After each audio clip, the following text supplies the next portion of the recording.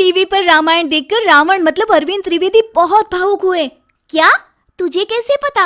Hello app से। देख, ये है हेलो ऐप। जैसे ही आप हेलो ऐप डाउनलोड करते हो, ऊपर सर्च बार में हेलो ट्रेंड्स मिलेगा, जिसमें सभी ट्रेंडिंग न्यूज, वीडियोस, आर्टिकल्स मिलेंगे। उससे आप डे टू डे इन्फॉर्मेशन से अपडेट रख सकते हैं।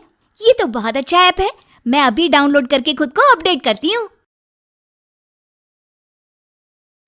बहू और बेटी में फर्क। रायपुर गांव में लता नाम की एक औरत अपने बेटे कमल और बेटी प्राची के साथ रहती थी। कुछ दिनों में कमल की शादी रचना नाम की लड़की से हो गई। रचना ने घर में आते ही पूरा घर संभाल लिया, पर लता हमेशा अपनी बेटी और बहू में फर्क करती थी और इस कारण घर में अशांति का माहौल हो जाया करता था। सुनो बहू, आज तुम्हें और प्राची को मेरे साथ पड़ोस वाली सीमा के घर जाना है, तो तुम दोनों तैयार हो जाना। जी मम्मी जी। रचना और प्राची तैयार होकर अपने अपने कमरे से निकलती हैं। चलो मम्मी। हाँ, तेरी भाभी कहाँ रह गई रे? आ गई मम्मी जी, चलिए। रुको, ये क्या पहन कर जा रही हो बहू? क्या हुआ माँ जी? साड़ी ही तो पहनी है मैंने। हाँ, पर ये स्लीवलेस ब्लाउज क्यों पहन रखा है? अरे बदलो इसे रचना। पर मम्मी जी, प्राची ने भी तो स्लीवलेस सूट पहना है। अरे वो तो इस घर की बेटी है, पर तुम तो बहू हो। तुम्हारी नई नई शादी हुई है, सबकी नजर वहां तुम पर होगी, और मैं अपने घर का तमाशा नहीं बनाना चाहती। जाओ, कपड़े बदल कर आओ। रचना को लता का ये बर्ताव बिल्कुल भी पसंद नहीं आया, पर फिर भी उसने कपड़े बदल लिए और अपनी सास के साथ चल पड़ी। मम्मी, मेरे सारे फ्रेंड्स ने अगले महीने का शिमला का प्लान बनाया है, मुझे भी जाना है। हाँ तो चली जाओ ना, उसमें पूछना क्या है? मम्मी जी, वो कल मेरी सहेलियाँ शाम का फिल्म देखने जाने का प्लान बना रही हैं, तो मैं भी जाऊं उनके साथ? बहुत दिन हो गए हैं मिले हुए। अरे नहीं बहू, रात में ऐसे फिल्म देखने मैं नहीं जाने दे सकती अपनी बहू को। अरे तुम्हें फिल्म देखने जाना है तो कमल के साथ चली जाओ। पर माँ जी, प्राची भी तो शिमला जाएगी ना, उसे तो आपने कुछ नहीं कहा। हाँ तो भाभी, मैं इस घर की बेटी हूँ और आप इस घर की बहू हो।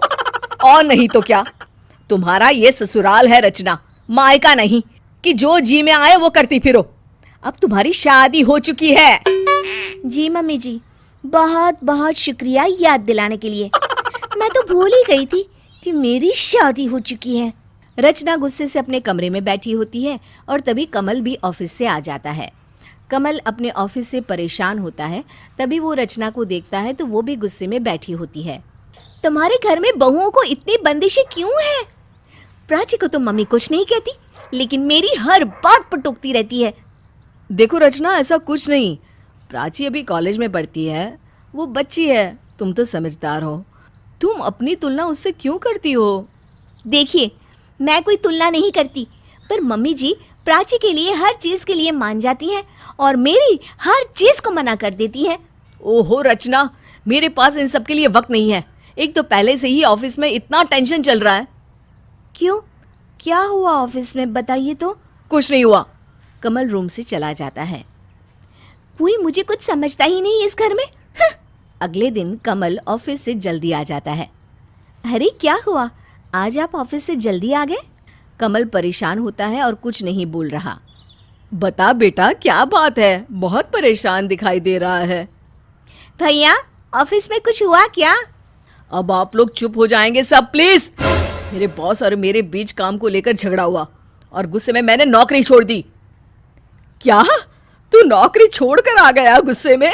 भैया, कितनी अच्छी नौकरी थी आपकी। अरे कितनी अच्छी सैलरी थी।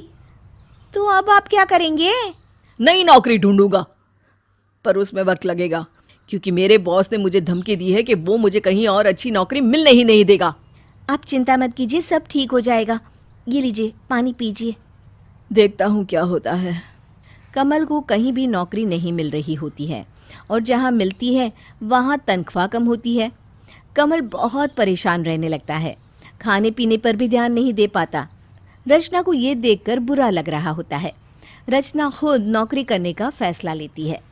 कमल, मैंने इस नौकरी के लिए इंटरव्यू दिया था, मेरा सिलेक्शन हो गया है। अरे पर तुम क्यों नौकरी करोगी? रचना, मैं नौकरी ढूंढ रहा हूँ ना। आप ढूंढिए ना नौकरी, पर देखिए अगर कहीं कम तनख्वाह की भी नौकरी मिल रही है ना, तो आप उसे ज्वाइन कर लीजिए। उसमें हिचकिचाइएगा मत, क्योंकि हम दोनों कमाएंगे तो घर के लिए पूरा पड़ ही जाएगा। लता को रचना का नौकरी करना बिल्कुल पसंद नहीं आता। बहू, तुम ये नौकरी नहीं करोगी? हाँ। क्यों मम्मी जी, ये मेरा भी घर है और इस घर की परेशानियों को हल करना मेरी भी जिम्मेदारी है। कमल की मदद करने के लिए प्राची है। वैसे भी इसका ये आखिरी साल है, 2 महीने बाद इसकी भी नौकरी लग जाएगी। मम्मी जी, आपने अपनी बहू और बेटी के लिए इतने अलग अलग नियम क्यों बना रखे हैं? क्यों बहू वो सब नहीं कर सकती जो बेटी कर सकती है? मैंने फैसला कर लिया है कि मैं नौकरी करूंगी। ठीक है, जो मर्जी आए वो करो। रचना नौकरी पर जाने लगती है और कुछ दिनों बाद कमल को भी नौकरी मिल जाती है।